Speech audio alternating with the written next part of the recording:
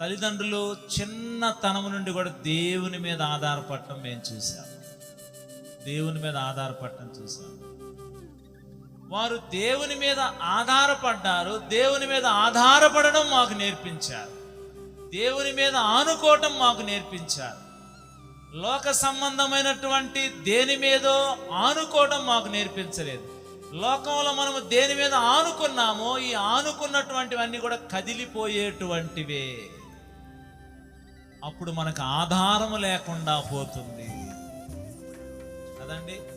మనం ధనం మీద ఆనుకున్నాము, పర్లేదు నాకు ఎంతో కొంత ఉందని, అది కదిలిపోతుంది ఒక దినాన. బలం మీద ఆనుకున్నాం, పర్లేదు నాకు ఇదిగో వీళ్ళు ఉన్నారని, కదిలిపోతుంది బలము.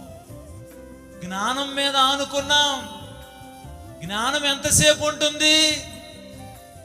మన జ్ఞానము మనల్ని విడిచిపోతుంది, ఒక దినాన కదిలిపోతుంది.